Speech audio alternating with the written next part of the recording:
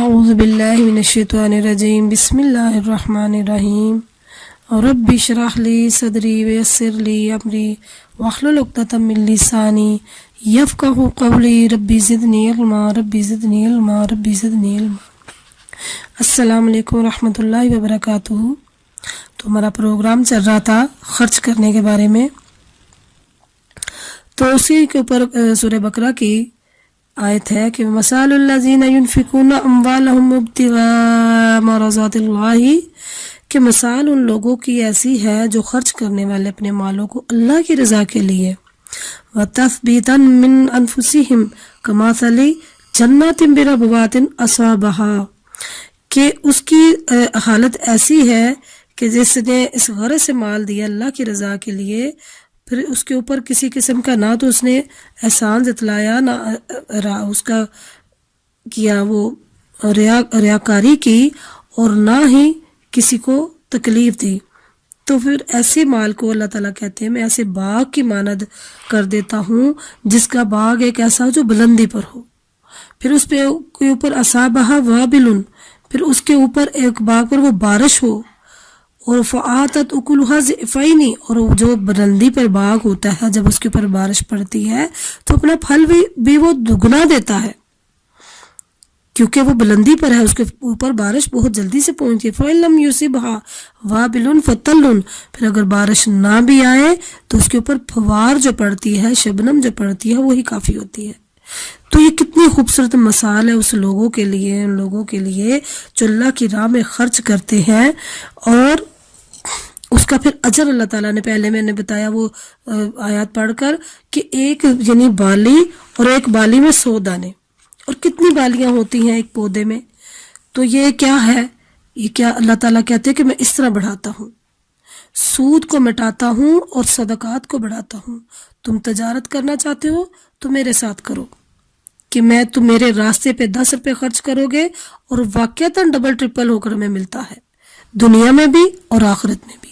اور خرچ کرنے کے کتنے فائدے ہیں۔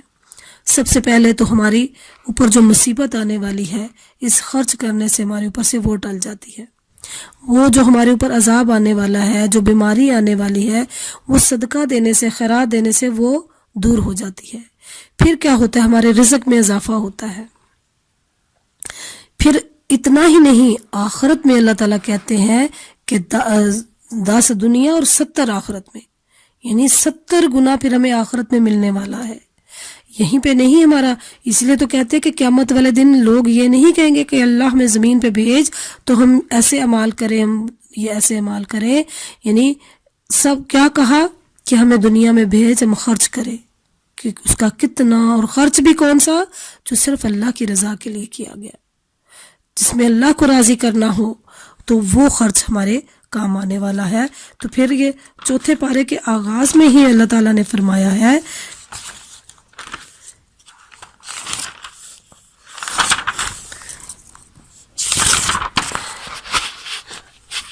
کہ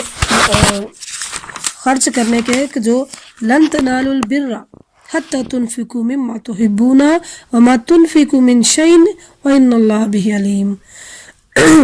کہ تم لن تنالو، تم نیکی تک پہنچ ہی نہیں سکتے، ہرگز نہیں پہنچ سکتے جب تک کہ حتی تنفقوا مما تحبون، کہ جب تک تم وہ خرچ نہ کر لو جو تمہیں بہت زیادہ پسند ہے، جسے تم بہت محبت کرتے ہو۔ اس کے بارے میں ایسا ہی بات تھی نا جو ابراہیم علیہ السلام کو خواب آیا تھا کہ سب سے عزیز ترین چیز ہے جو میری راہ پہ خرچ کرو۔ تو یہ ہمارے لیے آیا تھا نا کہ ہم نے، یعنی ہمیں مال میں سے جو عزیز ترین چیز ہے، یا اس کے جو دیے ہوئے جانوروں میں سے ایک خوبصورت ہمیں پسند ہے، وہ اللہ کی راہ پہ دیں، یہ ہمارے لیے ہے۔ تو ابراہیم علیہ السلام کو جو خواب آیا، ان کو اپنے بیٹے کے بارے میں تھا۔ پیغمبروں کو مال سے محبت نہیں ہوا کرتی، تو ان کو اپنے بیٹے سے محبت تھی، تو 3 دن تک اس خواب کو، پھر انہوں نے 3 دن کے بعد سچا کر کے دکھایا کہ یہ اپنی عزیز ترین چیز کو اللہ کی راہ پہ قربان کر دیا، یعنی بیٹے کو۔ تو پھر ایسی قربانی، اور پھر قبول کرنے والا بھی کیسا، اور قدر کرنے والا بھی کیسا، کہ قیامت تک کے لیے اس کو ہمارے اوپر لاگو کر دیا کہ ہم اس سنت کو زندہ رکھیں۔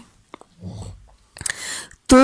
ہماری کوئی نیکی تب تک ہو ہی نہیں سکتی جب تک کہ ہم وہ چیز نہ خرچ کریں اللہ کی راہ پہ جو ہمیں ہماری پسندیدہ ہے. تو ایک جگہ پہ آتا ہے کہ اللہ تعالیٰ کہتے ہیں کہ میری جب مجھ سے مانگتے ہو تو اچھا مانگتے ہو، اور جب میری راہ میں خرچ کرتے ہو تو ردی اور نکارہ چیزیں وہ دیتے ہو. اکثر یہ ہوتا ہے نا ہمارے گھروں میں کہ ہم کہتے ہیں یہ چیز کام کی نہیں، یہ دے دو فلاں کو، یہ ہمارے کپڑے پہننے کے نہیں ہیں، یہ دے دو فلاں کو، یہ بستر ہمارے کام میں کیا نہیں، یہ دے دو فلاں کو. یعنی دینا تو اللہ کی راہ پہ ہوتا ہے، تو اللہ کی راہ پہ کیا دیتے ہیں؟ ردی اور نکارہ چیز. اللہ تعالیٰ قرآن پاک میں فرماتے ہیں جبکہ تم اس کے لینے والے نہیں ہو کہ میں تمہیں ردی نکارہ چیز دوں تو تمہیں پسند نہیں آتی.